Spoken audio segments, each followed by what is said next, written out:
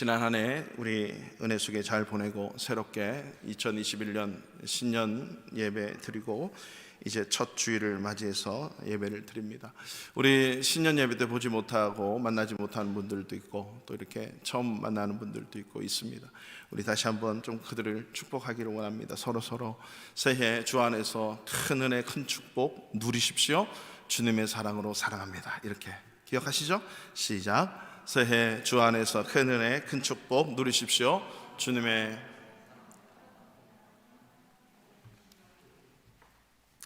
마음만 담지 말고 마음을 표시를 꼭 주님의 사랑으로 사랑합니다. 되게 긴데 그냥 끄떡끄떡하면 끝나는 것 같아요. 새해에는 그냥 끄떡끄떡하지 말고 마음을 표현을 잘 이렇게 좀 하실 수 있는 그런 또 은혜와 지혜가 좀 있었으면 좋겠어요.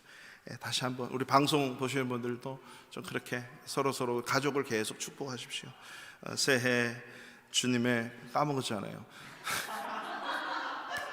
새해 주 안에서 큰 은혜 큰 축복 누리십시오. 주님의 사랑으로 사랑합니다. 시작. 새해 주 안에서 큰 은혜 큰 축복 누리십시오. 주님의 사랑으로 사랑합니다. 할렐루야. 이렇게 하는 데가 교회가 별로 없어요. 우리 바르샤바 한인교회만 이렇게 길지. 우리 아름다운 은혜의 시간 되기를 주님의 이름으로 축원하며, 특별히 오늘 이 본문의 말씀을 통해서 2021년도 우리 남은 52주 1주가 하나님의 말씀으로 점점 왕성케 하소서. 이 말씀이 그대로 여러분의 인생과 그리고 가정 위에 이루어지기를 주님의 이름으로 축원합니다. 에덴 동산에서부터 하나님의 교회는 시작된 것입니다. 육적 가정이 아담과 하와를 통해 이루어졌고 그 안에 하나님이 다스리시는 영적 가정인 교회가 시작되었다는 거죠. 그리고 이것이 이스라엘 백성, 선민, 나의 백성이라 그래서 이스라엘 민족을 통해서 이스라엘 교회, 하나님이 실체의 교회가 나타나기 전까지 하나님의 이끄시는 그 교회의 모형이 이제 에덴 동산으로부터 아브라함을 통해서 이삭과 야곱의 가정을 통해서 이스라엘 민족을 이루게 하셔서 광야로 이끄시는 그 삶을 살아가게 되는데, 신약에서 보니까 이 광야의 삶, 광야의 백성들을 광야 교회라 이렇게 얘기를 했습니다. 그러면 이 광야 교회가 바로 예수 그리스도께서 이 땅에 성육신 하셔서 십자가에 갈기갈기 찢으시고 그리고 교회를 세우시는 그 놀라운 역사를 예수님이 승천하시고 성령을 이 땅에 보내주심으로 그야말로 가시적인, 그때서야 내 교회를 세우겠다 하신 예수님이 바로 성령을 통해서 주님의 교회를 이 땅에 시작하셨던 거죠. 이것이 바로 유형교회가 시작된 예루살렘 초대 예루살렘 교회가 바로 교회의 첫 탄생의 시작입니다. 그렇지만 이미 교회는 하나님의 계획 속에 감춰져 있지만 이것이 유형적으로 가시적인 교회로 시작된 것은 성령께서 강림하셔서 이 땅에 최초의 예루살렘 교회를 통해서 교회를 이뤄 가시는 거예요. 이 교회가 무슨 일을 해야 됩니까? 예수님께서 내 교회를 세우겠다 하신 것은 이 땅 가운데 하나님의 나라 지사를 설립하신 거나 다름이 없다는 거죠. 예수님의 교회, 즉 하나님 나라의 지사를 이 땅에 수도 없이 만들어서 수도 없이 개척해서 세워서 하나님의 각종 지혜와 예수님이 그렇게도 하시기를 원하셨던 그 일을 교회를 통해서 하시기를 원하시는 거죠. 그리고 그 교회가 오늘날 2000년이 지난 지금까지 우리 바르샤바 한인교회를 통해서 그대로 예수님이 원하시는 그 뜻을 이루는 공동체로 존재하고 또 세워져 가고 있다라고 하는 것입니다. 자, 이 예루살렘 교회가 세워지면서 놀라운 일들이 막 일어나기 시작하는데 그 성령의 은혜와 역사를 통해서 교회에 예수 믿는 자들이 너무나도 많아지는 거예요. 복음을 한번 선포하면 3,000명, 4,000명, 오늘 이 4장에 오면 남자의 수만 5,000명이었다는 것입니다. 신약시대에도 절대 여성들이 카운터에 집계가 되지 않아요. 여기서 남자의 수는 20세 이상의 남자를 얘기하는데 20세 이상의 남자만 5,000명, 4,000명, 3,000명이라도 남자만 20세 이상의 남자만 10,000명이라고 생각해 보세요. 나오는 인원만. 그러면 여인들과 합쳐서 자녀들, 아이들 합치면 수만 명이 예루살렘 초대 교회예요. 만약에 우리 바르샤바가 2000년 전에 쑥 돌아가서 상상을 해보세요. 이 큰 대지에 수만 명이 모여 하나님을 예배하고 찬양하는, 이게 예루살렘 교회의 모습이었어요. 근데 그 안에 이 예루살렘 교회가 온전하게 세움을 받기 위해서는 숱한 하나님의 성령의 공동체, 즉 하나님의 사랑과 하나님의 성령과 하나님의 은혜로 그 공동체가 점점점 왕성해지고 사랑하고 놀라운 부흥과 발전이 이루어졌다.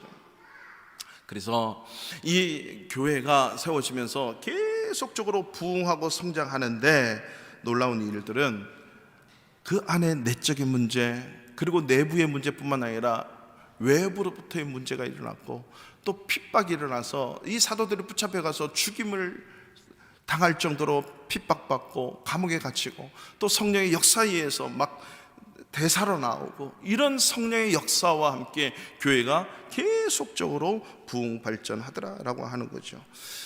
바로 교회는요, 인간들의 이해관계가 얽혀있는 그런 공동체가 아니라 하나님의 사랑으로 세워지고 예수 그리스도의 십자가의 사랑으로 세워져서 성령의 공동체, 그리고 사랑의 공동체, 예수 그리스도의 복음을 증거하는 전도 공동체로 세워진 교회라고 하는 것입니다.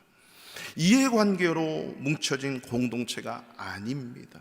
세상의 모든 공동체는 다 이해관계가 따라갑니다. 그렇지만 교회는 이해관계 때문에 뭉쳐진 교회가 아니라고 하는 사실입니다. 그렇기 때문에 구원받은 죄인들이 은혜 때문에, 사랑 때문에, 성령으로, 말씀으로 뭉쳐진 공동체이기 때문에 언제든지 죄인된 인간의 모습이 드러날 수 있어요. 그래서 이 2장부터 보면 교회 안에 많은 문제가 일어났는데, 그 문제 가운데서도 성령이 역사하셔서, 오늘 읽지는 않았지만 5장 42절을 보시면, 그들이 날마다 성전에 있든지 집에 있든지 예수는 그리스도라고 가르치기와 전도하기를 그치지 아니하니라. 이런 외부, 내부 안에 여러 가지 문제가 발생해도 이들의 모든 삶들은 집에 있든지 성전에 있든지 어디 가든지 항상 예수님은 그리스도입니다 라고 가르치기 시작했고, 뿐만 아니라 예수 그리스도의 복음을 전도하는 것을 그치지 아니했던 삶이었다고 하는 거죠. 그들의 삶이 어떤 삶을 살아가든지, 집에 있든지 성전에 있든지 날마다 삶의 현장 속에서 예수 그리스도를 증거하는 삶. 여러분, 우리 크리스찬들이 이 땅의 삶에 힘있게 살아가려면, 여러분, 내가 믿는 예수는 그리스도십니다, 내가 믿는 예수 그리스도의 복음을 가르치고 전도해야 됩니다. 그 전도하고 가르쳐 보십시오. 여러분의 삶이 달라지게 됩니다. 여러분의 삶에 놀라운 은혜가 있을 줄로 믿습니다. 삶의 원동력이 바로 거기서 오는 거거든요. 그렇지만 우리 죄인된 연약한 인간인지라 여러 가지 문제는 여전히 존재한다라고 하는 거죠. 그때에 6장 1절에 보니까 그때는 아주 좋은 의미가 깔려 있는 듯 하면서도 어떤 문제와 함께 이런 복선이 그려지는 그 때를 얘기합니다. 이런 교회가 부흥하고 성장하고 수많은 예수 그리스도의 복음의 증거를 통해 수많은 신도와 제자들이 모이기 시작하는 그때에 문제가 발생한 거죠. 자, 예루살렘 교회 오늘 6장에서는 어떤 문제가 존재하고 발생을 했는지 우리 볼까요? 자, 우리 1절 다 같이 읽습니다. 그때에 제자가 더 많아졌는데 헬라파 유대인들이 자기의 과부들이 매일의 구제에 빠짐으로, 아멘. 네, 1절만요. 자, 그때에 이렇게 전도하고 가르치기를 그치지 아니한 그때에 제자가 많아졌는데, 여러분, 교회가 역사 이래 우리나라도 수만 명부터 해서 수천 명, 수백 명, 수십 명 되는 교회가 이렇게 있잖아요. 이렇게 복음이 증거되면 많은 제자의 수가 많아집니다. 교회는 교인 수가 많아지는 것이 원칙이 아니고 제자의 수가 많아져요. 등록된 교인이 얼마냐, 이거는 별로 사실 중요하지 않습니다. 제가 늘 강조했던 지난 마지막 11월, 12월 달의 말씀은, 등록된 교인들이 다 천국 가는 성도가 되는 것, 제자의 삶을 살아야 다 진정한 교회다라고 하는 거죠. 등록교인 수가 중요한 게 아닙니다. 이 제자의 수가 얼마나 있는가. 여기서 제자라는 것은 예수님의 12제자와 다른 개념입니다. 예수님의 12제자는 사도로 불려지는 제자의 그룹의 한 모습이고, 여기서 제자는 예수 그리스도를 쫓고 따르는, 그 말씀을 듣고 따르는 자들이, 자기를 부인하고 누구든지 나를 따라오려거든 나를 따르는 자가 바로 제자입니다. 여러분, 교인 중에는 제자도 있고 안 제자도 있다는 것을 우리는 분명히 아셔야 됩니다. 그렇지만 이 교회 안에 많은 제자들이 있었다는 것은, 이 예루살렘 교회의 부흥과 성장의 그 원동력 핵심은 예수님을 따르는 제자들이 있었기 때문에 교회가 점점 부흥한다는 거예요. 우리 바르샤바 한인교회도 마찬가지예요. 제자의 수가 많아야 돼요. 등록된 교인의 수가 많은 게 아니라, 이 500명 다 한인교회에 다 우리 성도들이 오면 좋지만 그 중에 제자들이 많아야 이것이 진정한 교회의 모습이다라고 하는 것입니다. 그런 제자들이 늘어났는데 문제가 발생한 거죠. 어떤 문제입니까? 헬라파 유대인들이 자기의 과부들이 매일의 구제에 빠졌다, 히브리파 사람들을 원망했다. 이것이 문제입니다. 자, 이 당시에 이 헬라파 유대인이 누구냐면 디아스포라된 세계의 이스라엘 백성들이 가나안 땅에 들어오면서부터 숱한 침략을 받아서 포로로 끄들려가고 도망가고 흩어져 있던, 수천 년에 걸쳐서 이렇게 디아스포라된 유대인들이 많이 있잖아요. 그렇지만 그 유대인들은 그곳에 가서도 하나님을 예배하고 제사하는 자들이 많아서 이스라엘의 3대 절기 때는 반드시 이 예루살렘 성전에 모이게 돼 있어요. 마찬가지로 이때 오순절날 모여서 그때 예수 그리스도의 복음을 듣고 회개하고 다 한 교회의 제자들이 되어서, 이때 헬라파 이 유대인들이 다 모여서 한 교회, 예루살렘 교회에 모여서 늘 먹고 자고 하나님을 찬양하고 예배하는 삶을 초대교회에 살았다는 거죠. 근데 그 헬라파 유대인들이 짭이었고, 또 특별히 과부들이 참 일하는 거 없고 소외되고 일하고 싶어도 못하는 그런 처지에 있으니, 교회의 성도들이 자기 재산을 팔아가지고 하나님이, 예수님이 가장 관심이 있는 고아와 과부를 돌보라 했으니 자기 재산을 팔아서 사도들 앞에 갖다 놓으면 사도들이 그것을 다 이렇게 공개하고 구제하는 일을 도맡아서 이 12명이 다 했단 말이죠. 예수님이 그 일을 하셨으니 사도들이 그 일을 감당했습니다. 근데 이 보니까 헬라파 과부들이 자꾸 구제에서 빠져요. 서운한 거예요. 내가 외부에서 왔다고 해서 이렇게 나를 차별하나? 히브리파 유대인은 예루살렘과 이스라엘에 살아가고 있는 그 히브리파 유대인을 얘기하는 거예요. 그 과부들은 잘 챙겨 먹고 잘 받아서 먹고 있는데, 헬라파 과부들이 매일 이 음식을 나누는, 공개하고 구제하는 이 일에 빠지게 되는 거예요. 이 일을 보고 못 참는 거죠. 그래서 히브리파 사람들을 원망하기 시작했고 이들이 다투기 시작했다. 이 모습에 바로 오늘 초대교회 예루살렘에 문제가 발생했다라고 하는 거죠. 여기서 구제라고 하는 것은 디아코니아, 이게 집사라고 하는 단어입니다. 봉사, 직무, 집사. 이 본문에서는 음식을 나누는 일, 금전적인 일을 나누고 필요 부분을 나누는 일을 이 구제라고 하는 거죠. 그래서 집사라고 하는 단어가 이제 여기에 나와서 7명을 택해서 안수했다. 안수 집사. 그래서 모든 우리 원래 집사는 안수 집사님밖에 없어요. 안수 집사. 그리고 이 안수 집사가 되기 위해서도 이제 서리 집사를 이렇게 우리 오늘날 한국 교회는 있죠. 이 서리 집사는 1년직에 1년마다 늘 임명을 받아야 돼요. 왜? 1년 동안 집사로서의 일을 감당하겠습니다 라고 해서 1년직으로 이렇게 임명을 받고 직분을 받게 되는 거죠. 근데 안수받고 이렇게 안수받고 디아코니아 구제 담당하는 이 모든 교회의 일들을 감당하는 자들이 안수 집사. 원래 교회는 안수 집사가 많아야 되는 거죠. 이 직제에 따라서 교회는 이렇게 직분을, 재직을 세우더라. 이것이 초대교회의 모습이어서 이 일꾼을 세우게 되는 거죠. 자, 우리가 오늘 본문에 보면 이런 문제들이 늘 5장까지 있어 왔습니다. 근데 항상 문제가 발생을 해요. 그리고 신기하게도 6장 이후에도 예루살렘 교회는 문제가 있을 뿐만 아니라 사도들이 흩어져 가지고 교회를 개척하고 바울이 개척하고 베드로가 개척한 수많은 초대교회의 문제들은 항상 있어 왔다는 거죠. 숱한 문제가 있었는데 중요한 것은 그 문제를 해결하는 해결책은 한 가지예요. 방법이 없어요. 한 가지 외에는 해답이 없었다. 그 문제가 뭔가? 자, 오늘 본문의 문제를 보면요, 우리가 겉으로 보기에는 이것이 헬라파 과부, 히브리파 과부에서 일어나서 올라가서 헬라파 유대인, 히브리파 유대인이 붙은 거예요. 서로 원망하고 시비하고 서운해하고 아파하고. 자, 겉으로 드러나는 문제는 바로 분쟁과 다툼과 원망입니다. 그러나 교회 안에서 일어나는 모든 문제를 바라보는 관점은 거기에 있지 않다라는 것을 우리는 알아야 됩니다. 이 구제에 빠졌다라고 하는 이 문제를 겉으로 보기에 해결하려면 해결책이 딱 나오지 않습니까? 어떤 해결책을 우리가 할 수 있어요? 나누고 그리고 빠지지 않도록 잘 나눠주는 이 일. 그러면 양을 늘리면 돼요. 그죠? 그리고 그 양을 만큼 일꾼들을 세워가지고 막 나눠주면 됩니다. 그러니까 인간적인 해결은 아주 쉬운 거는 차례대로 하면 돼요. 오늘은 헬라파 과부, 아니면 오전에는 헬라파 과부, 오후에는 히브리파 과부. 오늘은 히브리파 과부, 내일은 헬라파 과부. 이렇게 나누면 아주 잘 해결될 거예요. 그리고 사람을 세우고 예산을 세워서 예산 집행을 하면 돼요. 그리고 더 많은 재산을 팔아서 오세요. 광고를 하면 되죠. 좀 더 쉽게 해결할 수 있는 극단적인 방법은 아예 우리 먹고 마시는 거 없앱시다.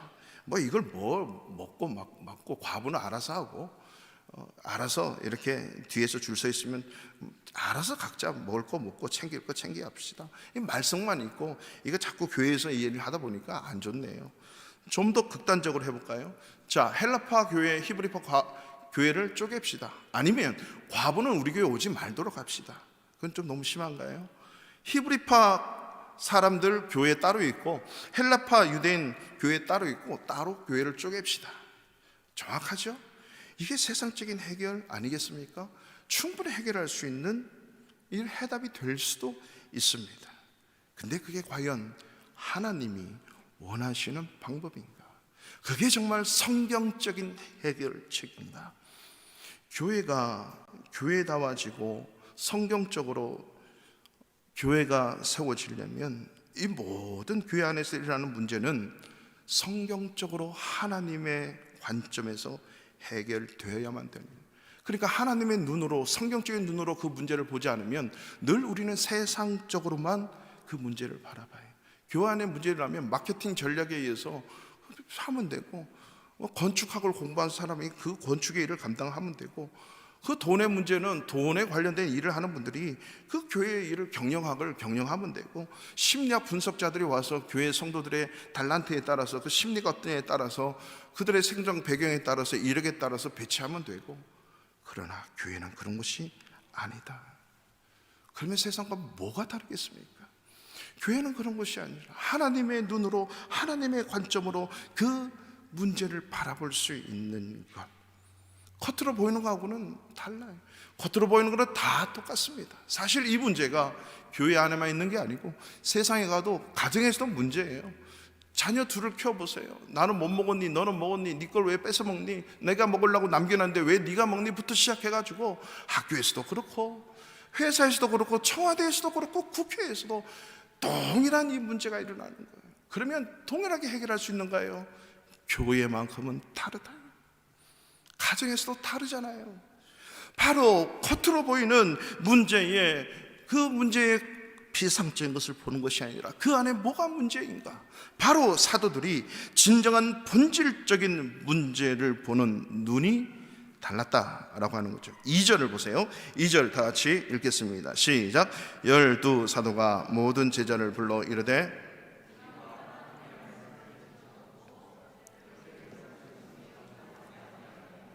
아멘. 여기까지만요. 자, 이 문제를 사도들은 어떻게 봤습니까? 본질적으로 인지를 하는 겁니다. 구제의 문제로 불거진 이 문제는 피상적인 것이고, 진정한 문제는 뭐라고 이 사도들이 고백하냐면 이 사도들의 문제다, 이렇게 고백하는 거예요. 뭐라고 얘기하면 우리 사도들이 제자를 다 불러 모으죠. 우리가 하나님의 말씀을 제쳐놓고 접대를 일삼는 것이 마땅하지 않다. 이 말은 내가 우리 사도들이 12명의 사도들이 무엇을 우선적으로 감당해야 되는지 우선적인 일을 하지 않았다. 그 일은 하나님의 말씀을 제쳐놓고 구제하는 그 일만 집중적으로 우선순위를 했기 때문에 이 문제가 발생했다. 문제의 근원을 사도들부터 시작하는 거죠. 그리고 그 사도들이 마땅히 감당해야 될, 자기의 위치에서 해야 될 일을 하지 않았다는 거죠.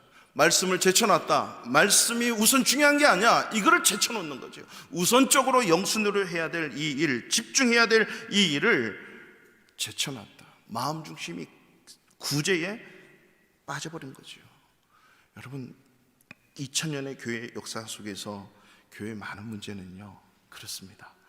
교회 리더들, 사도들, 그리고 목회자들로부터 시작되었다는 사실입니다. 말씀에 우선순위 두지 않고 말씀을 가르쳐 지키도록 만들지 않는 이 교회의 리더들의 문제입니다. 목사부터 문제예요. 여러분, 종교개혁대에 수백 년 동안 그 종교가, 기독교가 타락한 이유가 뭡니까? 항상 사제들의 문제예요. 자기들만 라틴어로 읽고 헬라어로 읽고 독일말로, 프랑스말로, 영어로 가르치지 않는 거예요, 말씀을. 그리고 지킬 수가 없는 거죠. 교황의 문제고, 교황청을 구성하는 사제들의 문제고, 각 교회마다 있는 그 사제 말씀 가르치는 자들의 문제였다는 거죠. 그러니까 교회 전체가 성경을 떠나버려요, 말씀을 떠나버려요, 말씀을 제쳐놓는 거죠. 오늘날도 마찬가지예요. 교회 문제는, 죄송합니다, 목사의 문제예요.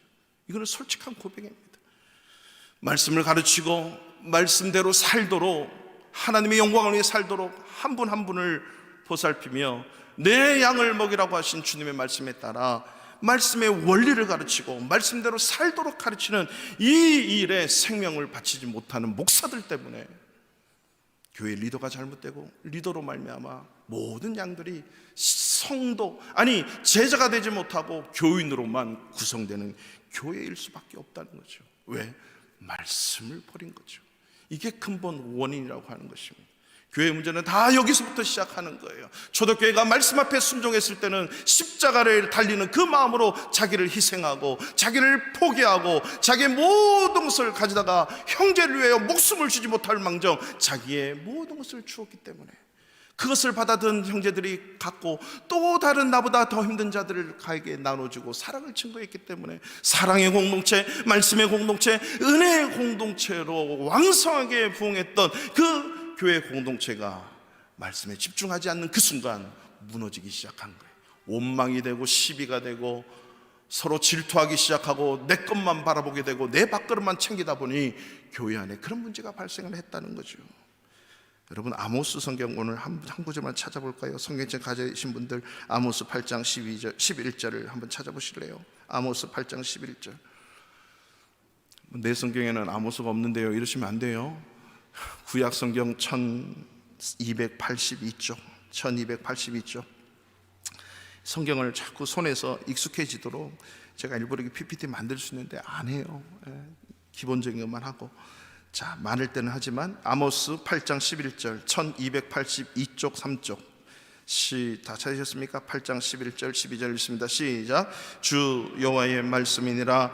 보라, 날이 이를지라 내가 기근을 땅에 보내리니 양식이 없어 주림이 아니며 물이 없어 가람이 아니라 여호와의 말씀을 듣지 못한 기갈이라. 사람이 이 바다에서 북쪽에서 동쪽까지 비틀거리며 여호와의 말씀을 구하려고 돌아다녀도 얻지 못하리니. 아멘. 지금 무슨 문제가 발생했습니까? 이스라엘 땅에. 자, 근본적인 문제는요, 양식이 없어요. 줄여요. 물이 없어요. 그래서 막 갈증이 심해요. 겉으로 피상적으로는 다 이런 모습이에요. 여러분, 인간사 모든 문제가 이렇게 겉으로 보이지 않습니까? 근데 하나님의 진단, 아모스 선지자의 진단, 하나님을 섬기는 성도들의 진단은 달랐다는 거죠. 말씀을 듣지 못한 기갈 때문에 말씀이 없어서 가란 것이고 말씀이 없어서 양식이 없어지는 거예요. 우리가 볼 때는 물이 없는 것 같고 양식이 없는 것 같지만 하나님의 진단은 하나님의 말씀을 듣고 말씀대로 살지 않는 이스라엘 백성들, 그것이 문제였다고 하나님이 말씀하시는 거예요. 예수님께서 40일 동안 금식 기도를 하신 후에 예수님의 공생애를 시작하셨어요. 그것은 무엇을 나타낼까요? 먹는 것에 있지 않는 거예요. 빵에 있는 것이 아닙니다. 소유의 문제가 아니고 명예의 문제가 아니고 내 직위의 문제가 아니라고 하는 것입니다. 그 모든 인생의 시험과 문제는 말씀으로 이겨내야 된다는 거죠. 말씀으로 모든 것을 바라보고 말씀을 통해서 우리 인간에 닥쳐오는 문제를 해결할 뿐만 아니라 그 모든 인생에 일어나는 문제와 어려움들을 주님의 눈으로 볼 수 있는 눈, 영적 영안이 있어야 된다고 하는 거죠. 물이 문제가 아니고 마시는 먹는 양식의 문제가 아니고 먹는 문제가 아니라 말씀의 문제. 오늘 본문에서 하는 구제에 빠지는 그런 실수의 문제는 말씀 부재의 문제에 있어요. 말씀이 우선적으로 작동이 되어야 되고 말씀의 원리가 움직여야 되고 하나님의 사랑의 원리의 법칙이 이루어지는 것이 교회가 되어야 되는데, 네가 얼마 더 받니? 우리가 빠지니? 너희가 더 먹니? 라고 하는 문제예요. 히브리파 유대인들이, 과부들이 그것을 받아들고 헬라파 과부들은 먹고 있나라고 하는 관심만 있었다면, 내가 받는 건 나눠 먹고 거저주고, 오히려 더 멀리서 왔기 때문에 아는 사람이 없어서 더 챙겨줄 수 있는 그런 마음만 있다면 이런 문제가 해결되지 않았다는 거죠. 아니, 일어나지 않았다는 거죠. 바로 말씀을 알고 말씀대로 살지 않는 그것이 문제였다라고 사도들이 고백하는 거예요. 우리가 하나님의 말씀을 제쳐놓고 이 구제하는 이 일을 일삼는 것, 이것은 마땅하지 않는다. 이것을 우선순위에 두는 것은 마땅하지 않다. 사랑하는 성도 여러분, 2021년도 오늘 재직자 그리고 직분자 모든 우리 성도님들, 우리 교회 성도님들은 이런 하나님의 눈과 하나님의 마음을 가질 수 있기를 축원합니다. 앞으로 달려가는 이 52주 1년 365일 동안에 이런 하나님의 눈으로 세상을 바라보고 우리의 가정을 바라보고 내 인생의 문제를 바라볼 수 있는 성숙한 하나님의 사람들 되기를 주님의 이름으로 축원합니다. 정치가 국가를, 사회를 유토피아로 만들지 않아요. 돈 벌고 경제가 돌아가는 데서 문제가 다 해결되는 게 아니고 나라를 살린 게 아니잖아요. 하나님의 말씀을 최우선으로 두지 않기 때문에 문제가 생긴다는 사실을 우리가 깨달으면 크리스찬으로서, 기독교인으로서 무릎 꿇어 기도하지 않을 수가 없는 거예요. 마리아와 마르다 집에서 예수님이 푹 쉬고 있을 때 이 마리아와 마르다의 반응을 보십시오. 우리 여성교회 총회 때도 말씀했는데 이 말씀을 새겨야 돼요. 마르다와 마리아 둘 다 훌륭한 자예요. 마르다가 얘기합니다. 예수님, 저 동생 마리아는 내가 지금 부엌에서 엄청 바쁜데 와서 나에게 일을 도와달게 해달라고. 예수님 뭐라고 얘기하십니까? 마리아야, 언니를 도와야지 라고 말씀하지 않으셨어요. 마르다야, 네 동생 마리아가 더 좋은 편을 택하였느니라. 더 좋은 편을 택하였느니라. 이 말은 무슨 말이에요? 그 부엌 일보다 더 중요한 일이 있는데 말씀 듣는 그 일이 더 중요하다는 거죠. 그러니까 말씀 듣고 순종하는 일이 더 좋은 편이다. 저와 여러분의 인생 속에 가장 좋은 편을 날마다 선택할 수 있기를 주님의 이름으로 축원합니다. 이것이 하나님의 지혜고 하나님의 방법이고, 이것 때문에 예수님이 오셨는데 우리는 날마다 엉뚱한 짓만 하고 있어요. 다른 일만 하고 있는지. 교회 와서 교회 일 하라고 직분자 만들어 놓은 거 아닙니다. 교회는 이 직분자들, 재직들이 먼저 하나님을 만나는 것보다 더 중요한 게 없어요. 그분을 먼저 아는 것이고 그분으로 나를 다스림 받는 게, 이게 더 중요한 거예요. 그러려고 우리가 구원받고 예수 믿고, 그러려고 재직받고, 그러려고 목사가 되었어요. 교회 일하려고 목사가 된 게 아니라 이 일은 성령 충만한 가운데 그 다음에 일을 하는 거예요. 하나님 만나고 일을 하는 거죠. 하나님의 말씀에 붙들리지 않으면 늘 우리는 요동치는 거예요. 이것 때문에 못하고 저것 때문에 못하고 이것 때문에 할 수 있고 이것 때니까 하고, 모든 것이 세상의 방법으로, 세상의 가치로 움직여지는 교회. 그러려고 교회가 만들어지지 않았다는 거죠. 말씀대로 살지 못하는 크리스천. 빌레그레엄 목사님이 100세 사시고 돌아가셨는데요, 그 빌레그레엄 목사님이 미국 땅을 향해서 그러는 거예요. 우리 미국 땅이 지금 전혀 타락해져 가고 이 교회 안에 숱한 문제가 있고 크리스찬들이라고 하면서 많은 문제가 있는데 왜 문제가 발생했냐? 80%, 그 문제의 80%는 말씀을 읽지 않는 데서, 그리고 읽은 말씀대로 살지 않는 데서 그 문제가 오는 것이다. 결국 미국 헌법까지 성경을 반대하는 법으로 변했잖아요. 매번마다 대통령이 성경책에 손을 얹고 선서하지만 성경과는 전혀 상관없이 오히려 성경을 반대하는 쪽으로 법을 만드는 이런 아이러니가 미국 땅에 일어나고 있다면 그것을 보는 우리 성도들의 눈은 어때야 됩니까? 통곡하며 회개하며 다시 한번 말씀으로 돌아가겠다라고 하는 그런 간절함이 있어야 되지 않을까요? 우리나라야, 우리 교회는 어떨까요? 여러분, 주님을 만나지 않고 일을 하면 이게 모든 게 부담이 되고 힘들어요. 주님을 만나고 일을 하면, 애야 부엌 가서 물을 가져와라, 아멘. 부엌 가서 돈가스를 만들어라, 아멘. 부엌 가서 함박 스테이크를 만든지 미역국을 끓여라, 아멘. 하지만 마르다를 향해서 예수님이, 마르다야, 지금은 미역국을 끓여야 되니라 하면, 아닙니다 예수님, 지금은 남은 이 돈가스를 지금 튀우고 있기 때문에 이걸 드십시오. 자기 생각대로 예수님을 움직이는 거예요. 교회는 말씀의 원리가 작동되지 않고 하나님의 원리가 작동되지 않으면 늘 문제 속에 내 인생의 갈등 속으로 끝나버리고 마는 거죠. 여러분, 결혼할 때 일하려고 결혼한 사람이 없잖아요. 나는 남편으로서 내 와이셔츠를 데려주고, 뭔가 아침에 넥타이를 골라주고, 여보 잘 갔다 와, 이런 소리 들으려고 결혼을 하는 게 맞다고 생각하는 사람이에요, 제가. 그게 아니더라고. 사랑해서 결혼하는 거 아니에요? 사랑해서 결혼하면, 서로가 사랑하면 남편은 남편으로서 일을 하고 아내는 아내로서의 일을 하는 거예요. 우리가 교회에 왜 모였어요? 하나님의 말씀, 예수 그리스도의 은혜와 사랑 때문에, 그 사랑 때문에 예수 믿고 교회 안에서 목사가 됐다면, 그 목사는 교회를 사랑하고 주님을 사랑하면 그 목회 일을 하는 거예요. 교회의 모든 재직들과 직분들은 마찬가지예요. 예수님을 사랑하기 때문에 그 일을 하는 거예요. 예수님을 사랑하고 교회를 사랑하기 때문에 그 일을 하는 거예요. 내 양을 먹이라고 했기에 그 영혼을 사랑하니까 그 일을 감당하는 거예요. 반주를 해도 피피트를 해도 드럼을 쳐도 하나님 사랑하고 예수님 사랑하고 핏값으로 세운 교회를 사랑하니까 그 일을 하는 거예요. 가정을 사랑하니까 가정에서 뭘 해야 되는지 보이잖아요. 교회를 사랑하면 교회에 무슨 일을 해야 되는지 다 보이는 거예요. 내가 이 일을 감당해야 되겠구나, 내가 이 일을 감당해야겠구나, 내가 못하니 이 사람을 같이 해야겠구나. 말씀의 자리, 기도의 자리 나와 먼저 하나님을 사랑함으로 감당할 수 있는 우리 바르샤바 하나님께 성도들 되기를 주님의 이름으로 축원합니다. 둘째로, 그렇다면 교회는 어떻게 그 문제를 해결했을까요? 자, 오늘 3절 말씀, 우리 3절부터 우리 다시 한번 6절까지 다 같이 읽어보겠습니다. 시작. 형제들아, 너희 가운데서 성령과 지혜가 충만하여 칭찬받는 사람 7을 택하라.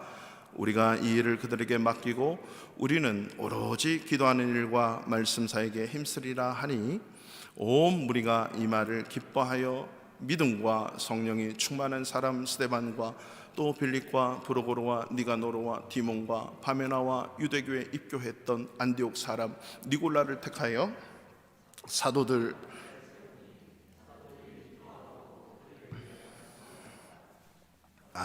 아멘. 6절까지만. 자, 구제하는 일을 맡을 사람을 따로 나누어서 세웠다. 이게 조직 구성을 했다. 이게 역할 분담을 했다. 이게 비상적으로 해결하는 문제였습니다. 형제들아, 이게 이제 어떤 교회 안에 직분의 문제고 역할의 문제이지, 저도 형제고 여러분도 형제고 우리 모두는 하나님을 아버지라 부르는 형제 자매, 한 형제 자매예요. 형제들아, 너희 가운데, 그러니까 제자들 가운데서 얘기하는 거죠.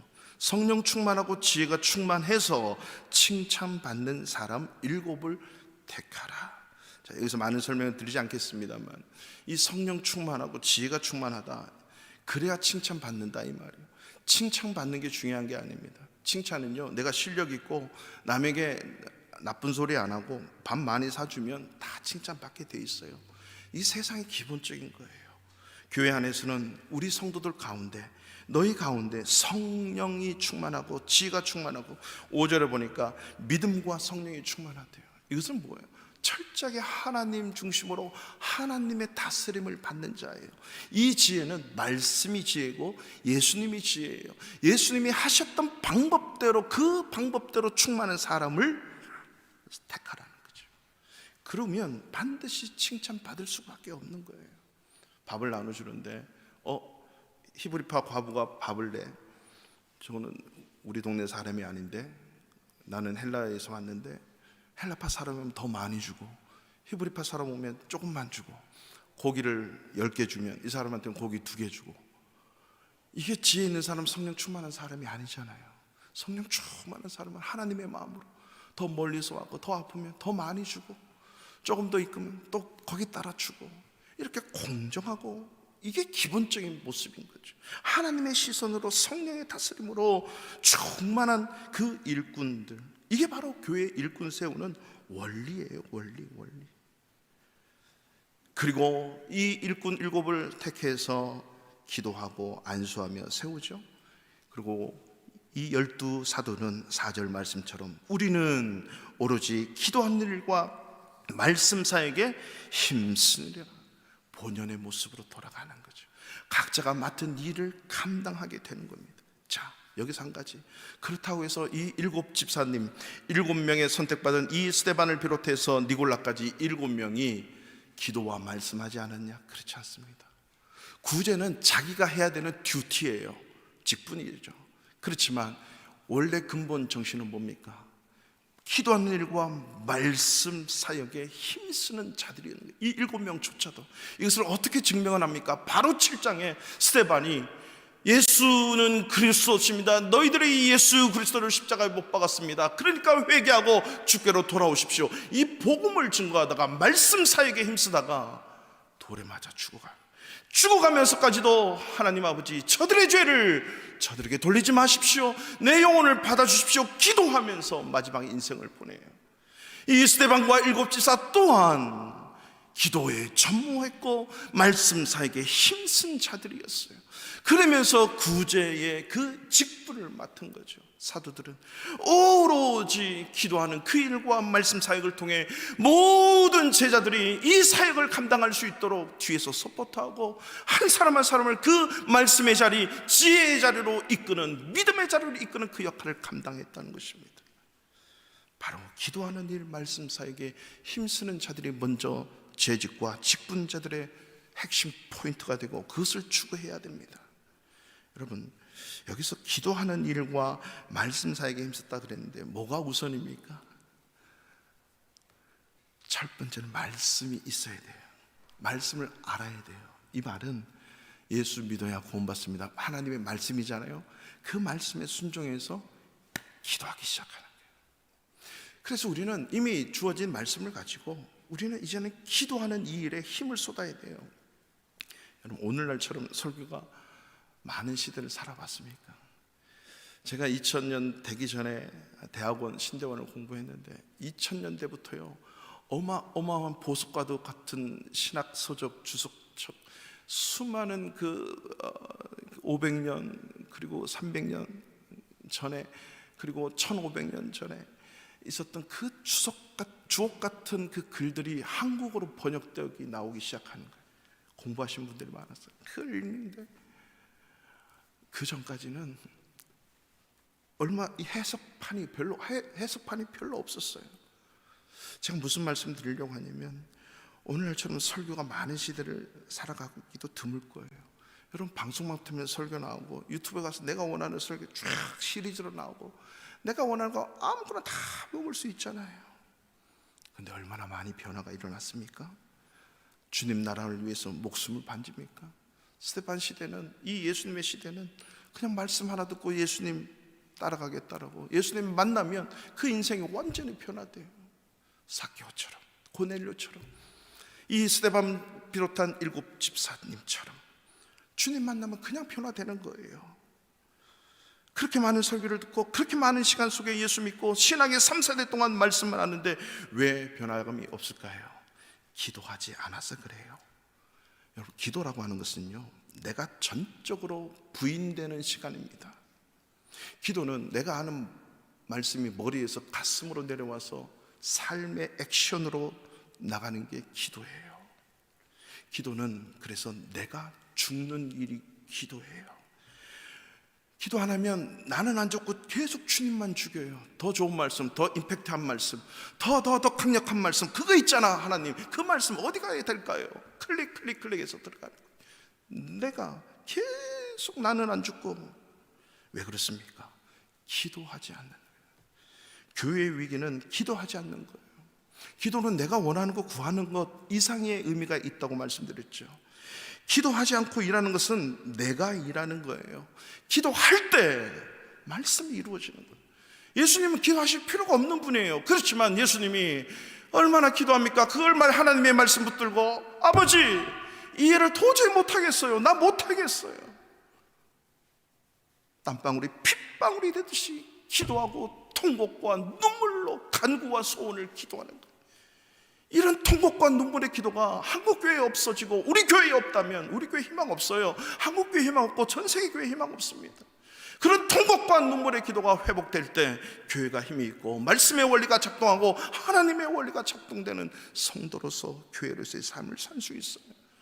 저거 모토로 붙여놓은 거 아닙니다. When we work, we work. 우리가 일할 때 그냥 일하는 거야. 언제 어디서나 어디 가든 그 일을 할 수 있어. 그렇지만 when we pray, 교회에서 우리가 기도할 때 God works, 하나님이 일하는 거. 우리가 기도할 때, 예수님이 기도할 때, 그렇습니다.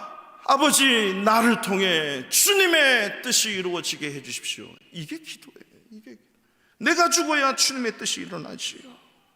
2021년 새해 우리 모든 재직들, 직분자들 기도와 말씀에 우선순위를 둡시다. 작년 한 해 2020년도 우리는 숱한 어려움 속에 달려왔어요. 뭐가 본질적인 문제인지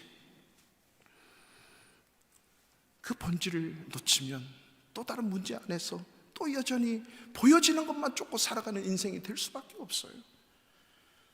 내년부터, 아니 이번 주부터 우리 교회 수요 예배 1, 2부가 생겨요. 낮에 어떻게 하면 우리 엄마들, 아내들 와서 말씀 듣고 기도할 수 있는 시간, 내 시간이 뺏긴다 이러면 끝나는 거예요. 그게 아니에요. 예수 믿는 사람들의 삶의 전부는 말씀과 기도 없이는 살아갈 수가 없습니다. 여러분, 아무리 직장이 바쁘고 아무리 내 인생이 바쁘고 힘이 없고 해도요, 말씀과 기도 시간을 놓치면 더 힘이 없고 어려워요. 오히려 말씀과 기도를 붙들면, 말씀의 자리, 기도의 자리에 찾아오면요, 해결할 수 있는 힘과 능력과 지혜가 거기에 더 있던 거예요. 우리 대한민국을 이토록 경제 발전을 이루게 한 것이 무엇입니까? 한국교회의 철야기도와 새벽기도예요. 새벽기도. 여러분, 재직들, 직분자들 도전하십시오. 말씀의 시간, 새벽기도의 시간, 하나님과 1대1의 시간, 예수님처럼 기도하는 인생이 되게 해달라고. 예수님처럼만 기도하면 여러분의 인생의 문제, 그 어떤 인생의 문제가 닥쳐와도 피할 길, 감당할 수 있는 그 능력 하나님이 다 주실 줄로 믿으시기 바랍니다. 잘 안 믿어지죠? 기도의 맛을 보셔야 되죠. 기도의 맛을 보셔야죠. 하나님이 우리를 시간 없애서 못 살게 하려고 기도의 자리, 말씀의 자리로 오라고 초청하실까요? 그건 아닐 거예요. 하나님이 말씀의 자리, 기도의 자리로 초청하는 것은 그것이 해답이기 때문이에요. 해답이 있는데도 우리는 그 해답이 너무 쉽기 때문에, 아니 그 해답이 나에게 너무 부담이 돼. 왜? 시간을 들여서 자리에 가야 되니까. 말씀과 기도에 집중함으로 하나님이 역사하시는 여러분의 인생을 맛볼 수 있기를 축원합니다. 그 결과 7절입니다. 다 같이 읽습니다. 하나님의 말씀이 점점 왕성하여 예루살렘에 있는 제자의 수가 더 심히 많아지고 허다한 제사장의 무리도 이 도에 복종하니라. 아멘. 하나님의 말씀이 점점 왕성하여 예루살렘에 있는 제자의 수가 더 많아지고 심히 많아지고. 왕성하다 이 말은 육사넨이라는 이 헬라어인데요, 질적으로 양적으로 계속 자란다 이 말이에요. 부흥한다, 끝이지 않는다. 그러니까 제자의 수, 교인 수가 아니라, 등록된 교인 수가 아니라 예수를 믿고 그 앞에 헌신하며 예수님을 따라가는 제자의 수가 점점 많아지는 거죠. 자, 성경이 기록되려면 이렇게 되어야 맞아요. 히브리파 과부와 헬라파 과부의 구제가 빠져서 원망을 해서 제자들 중에 이 7명을 선택해서 했더니 안수했더니 7절은 바로 이렇게 나와야 돼요. 그 이후로 헬라파 과부와 히브리파 과부 사이에 원망이 없어졌더라. 이래야 올바른 국어 문법이고 국어 방식이에요. 흐름 방식. 하나님의 성경은 그렇지 않아요. 하나님의 말씀이 점점 왕성하여 제자의 수가 심히 많아졌다. 이게 해결책이에요. 어떤 원망도 시비도 인생의 그 어떤 문제도 하나님의 말씀이 왕성하면 그 어떤 문제도 다 해결되고 온전하게 잡힐 줄로 믿으시기 바랍니다. 2021년도 우리 교회 모든 재직과 직분자들 기도에 붙들리고 말씀에 붙들려서 하나님이 나를 통해 일하시는 그것을 볼 수 있는 내 사업도, 내 직장의 삶도, 우리 학생들 학업도, 공부도, 내 인생의 앞길도 하나님의 말씀에 왕성하게 임하는가 안 하는가 여기에 달려있음을 알고 더 기도의 자리, 말씀의 자리에 사모하셔서 하나님이 이끄시는 복되고 아름다운 인생과 가정과 우리 교회 되기를 주님의 이름으로 축원합니다. 다 같이 자리에 일어나셔서